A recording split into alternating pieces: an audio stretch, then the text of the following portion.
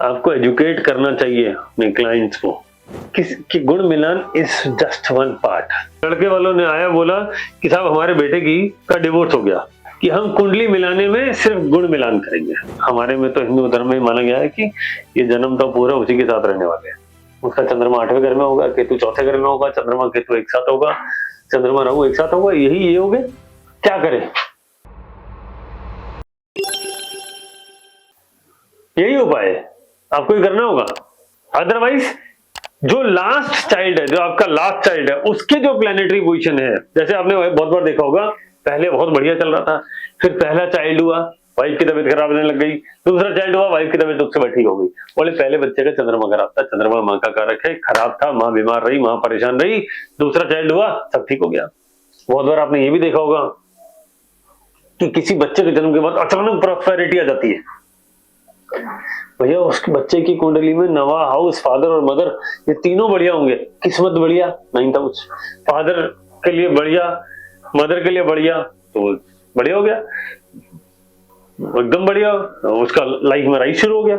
लेकिन कभी कभी इसका उल्टा भी हो जाता है कि किसी चाइल्ड बर्थ के बाद मान लीजिए किसी बच्चे की कुंडली में 9th हाउस में सूर्य राहु हो, 4थे घर में चंद्रमा राहु, चंद्रमा केतु हो, तो उसके जन्म के इमीडिएटली बाद father mother major downfall feel करते हैं, परेशानियां आ जाती हैं, हेल्थ रिलेटेड चैलेंजेस आ जाते हैं, लिटिगेशन हो जाता है, सर्जरीज हो जाती है, घर से दूर जाना पड़ता है। तो अगर ऐसा योग है, अब आप ये कहेंगे कि ये योग कैसे बना, सब तो प्लैनेटरी पोजीशन थी स्काई की, इसको कैसे एड्रेस करें? इसको एड्रेस करने का तरीका क्या है?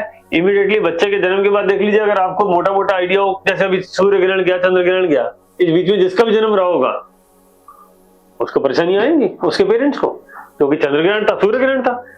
What is the rule? चंद्रमा प्लस राहु, चंद्रमा प्लस केतु, सूर्य प्लस राहु, सूर्य प्लस केतु, सूर्य ग्रहण और चंद्र ग्रहण।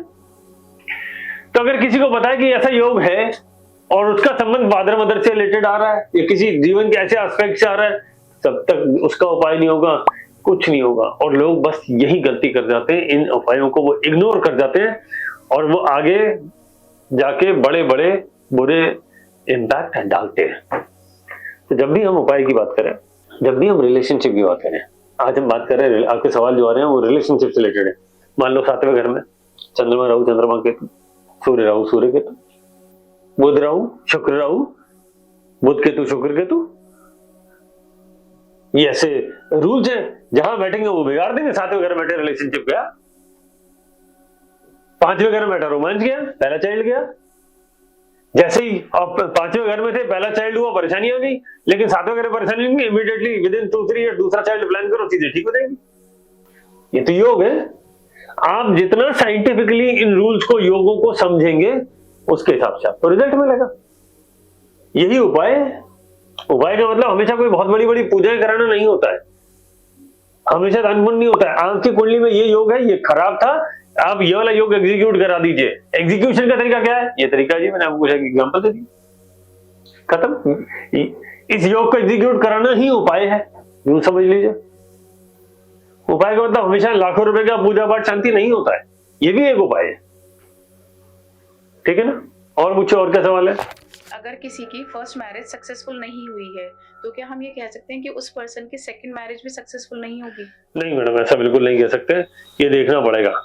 और देखिए, किसी की फर्स्ट मैरिज सक्सेसफुल नहीं हुई तो आपको इसका सोल्यूशन कैसे निकालना है आपको समझना चाहिए। देखिए, पहला तो दोनों का चार्ट ले लो, जो अनसक्सेसफुल मैरिज थी, उसमें देख लो कि किसके चार्ट में ज्यादा बड़े बड़े ब्लंडर थे। मान लीजिए आपको लड़के वालों ने आया बोला कि साहब हमारे बेटे की का डिवोर्स हो गया, तो आप पहले वाले की भी कुंडली देख लीजिए, वाइफ की, बोले इसमें ज्यादा गड़बड़ थी तो ठीक है। दूसरे वाले में लड़के की कुंडली में खराबी के कम योग है, पर है तो सही, है तो सही। तो आपको जब दूसरी कुंडली से जब मैचिंग कराना हो तो आपको इन बातों को ध्यान रखना है कि इसकी कुंडली में कौन से खराब योग हैं और उस कुंडली में कौन से खराब योग है, ठीक है। बहुत बार ऐसा भी होता है मैडम कि डिवोर्स इतना ज्यादा पेनफुल हो जाता है, इतना ज्यादा पेनफुल हो जाता है कि परिवार वालों से और उनसे संभलता नहीं है। मैंने बहुत सारे ऐसे केसेस डील करे हैं जिसके अंदर डिवोर्स 5-5 साल, 7-7 साल, तरह तरह के एलिगेशंस, कोर्ट कचहरी, जेल, ये सारी घटनाएं हुई हैं। क्यों हुई है?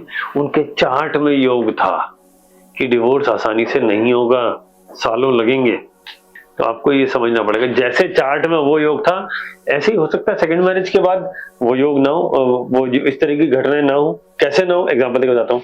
मान लो एक बार मैरिड लाइफ में डिस्टर्बेंस का योग था, वो हो गया, लेकिन जब दूसरा चार्ट आप मिला रहे हैं इसमें अपनी कंपैटिबिलिटी मैच ठीक किया है, इस पे ध्यान रखना पड़ेगा।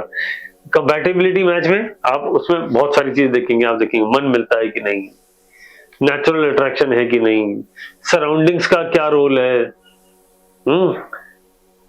आपस का माइंडसेट कैसा है।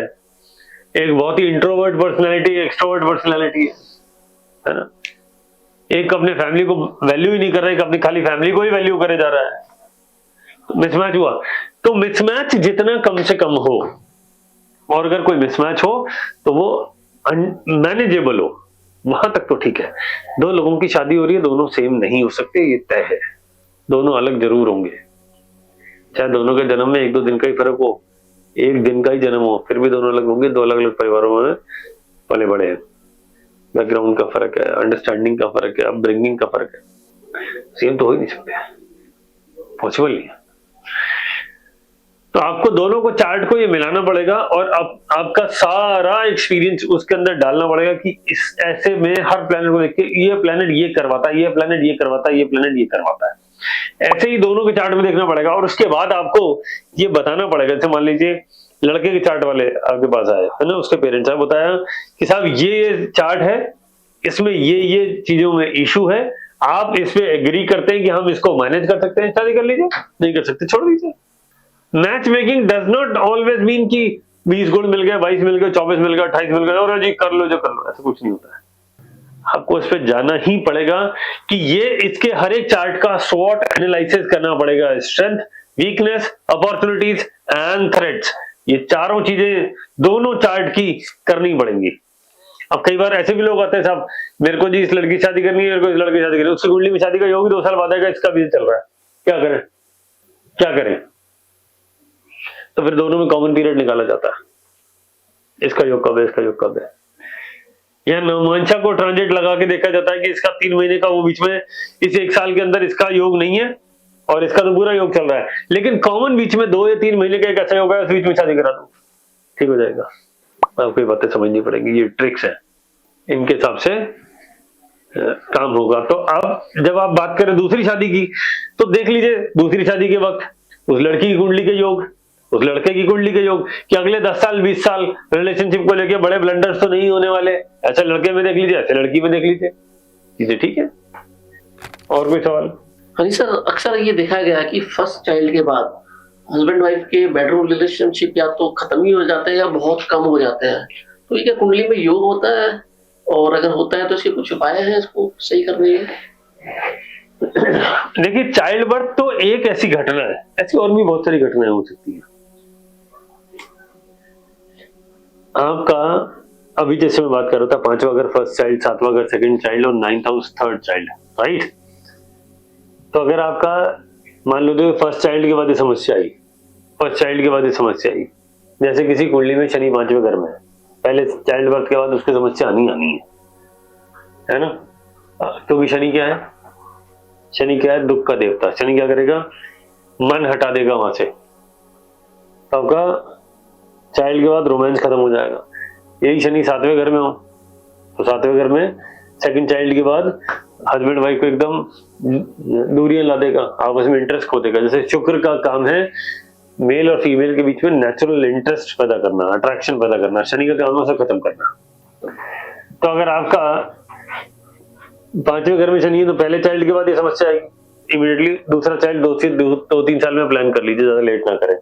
यही मान लीजिए एक एग्जांपल दिया जैसे मैंने अभी शनि का, 7वें घर में तो सेकंड चाइल्ड के बाद इस तरह की समस्या आएगी, तो आपको थर्ड चाइल्ड प्लान कर लेना चाहिए, या फर्स्ट सेकंड चाइल्ड प्लान ही नहीं करना चाहिए, 1 के बाद स्टॉप कर देना चाहिए।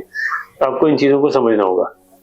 तो लड़का लड़की दोनों की कुंडलियों को देख के इस तरह के योगास निकाले जाते हैं। जब आप उन दोनों का चार्ट मैचिंग करें तो इस बात को ध्यान रखें कि चार्ट मैचिंग के वक्त क्या क्या चीज का ध्यान रखना चाहिए।